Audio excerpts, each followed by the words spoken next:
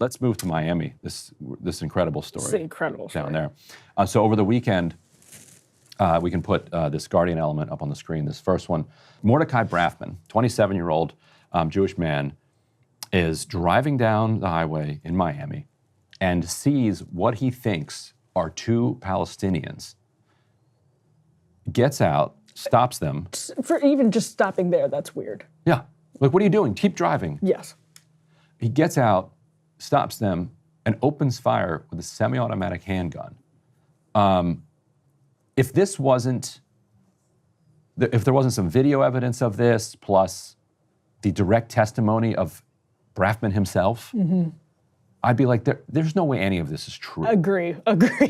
So Braffman, he fails to kill these two people who are 17 shots. He gets off 17 shots in Miami Beach. They turned out to be Israeli tourists, Mizrahi Jews in Miami. And we're going to talk about that more. So he was mistaken about their religious identity. They run, and we have a video of them trying to get into this condo to get some help. One's shot in the shoulder, the other was only grazed in the arm, so that's how they were able to live. Police come to the scene, and they capture Braffman. And they arrest him, they bring him in, they interrogate him, and he confesses. He said, I saw two Palestinian men and I killed them both. I killed two Palestinians. Yeah. That's what he tells them. Turns out, he learns later, his two mistakes he made. He didn't actually kill them, and they were not Palestinian. This is what happens when you mow people down from a car in Miami Beach. It's interesting to say they're not Palestinian. Like, they're from Palestine. We'll talk about that in a moment. After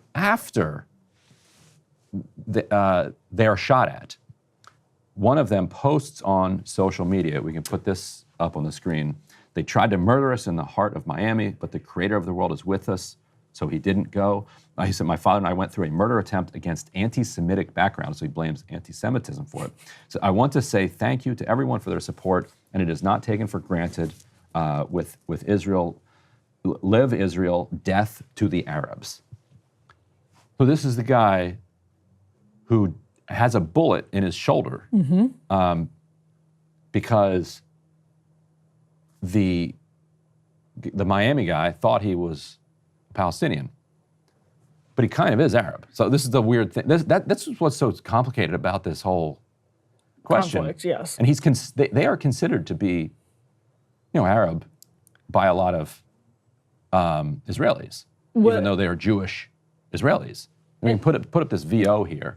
So here these guys are giving an interview, describing what happened, and you can see why. Yep. If you're a Miami guy who doesn't live in Israel, you're like, oh, these are Palestinian guys. Well, although I'm not sure why he didn't think, this is Miami. Exactly. It could have been Colombian, Mexican. 100%. Like Puerto Rican, Cuban. The possibilities are endless in Miami.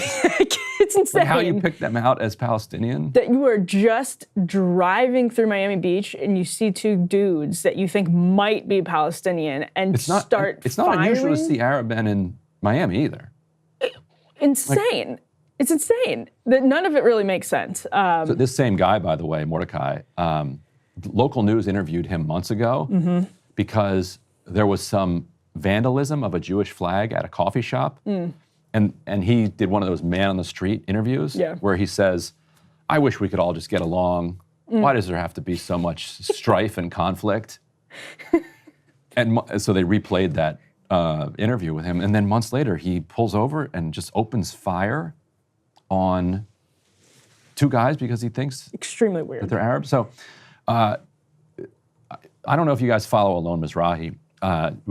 He's a Israeli, as his last name on Twitter says, Mizrahi Jew from Israel. He has actually since left Israel recently. He now lives in the United States. He's so driven so insane by what was going on in Israel. So he wrote on Twitter, a large following here. He says, what most people don't get about the incident in Miami where a Jewish man, and Alon is Jewish, where a Jewish man shot 2 other Israelis whom he thought were Palestinians, is the inter-Jewish racism. The shooter is an Ashkenazi, a white European Jew. His victims are Arab Jews. To him, brown Jews look like Arabs, but that's only because they are. If there ever was a more perfect demonstration of the fake and made-up idea of a Jewish ethnicity or nation, I never heard about it. His victims, by the way, would rather he shot them again than admit they're Arabs. And I think alone is almost fair in saying that, because after they got shot, yeah, they said death to Arabs. Said death to the Arabs. Yeah. And his point here is that these guys are Arabs, that they have lived in Arabia forever, for thousands of years. Zionist brainwashing is the strongest propaganda material invented by mankind, he says. And so Arab Jews would rather die than face their Arabness, and white Jews would rather kill Arab Jews than acknowledge the humanity of Arabs. This is from an Arab Jew. So you're you can imagine what his experience was like as an Israeli citizen that drove him to say this and then to also leave and move to the United States. I can't wrap my head around this story being true. It's completely wild. The lack of media coverage over it is also absolutely insane. I do think it's true that had this been a case of if the shooter was Arab, it's crazy. It would be wall-to-wall coverage. We'd be hearing a lot more about it. But I don't know if media just is confused about what to do with the story. It seems enormously significant to me that somebody fires 17 shots at people they drove by on Miami Beach. I mean, it's just an insane story, but there's so little coverage of it. I mean, I don't know if it's just because people are confused with how to handle it. Doesn't fit into any narrative very conveniently, but it's insane. Yeah. And people often make the argument that the Israeli occupation is obviously, the primary victims of the Israeli occupation are those who are occupied. But Israelis themselves are victimized in the sense that the necessity of carrying out, or the action of carrying out a brutal occupation of an other produces in your society the kind of thing that Alon is describing there. A stratification, a racism, a hatred that then drives a wedge between even Jewish Israeli citizens based on color and ethnic origin.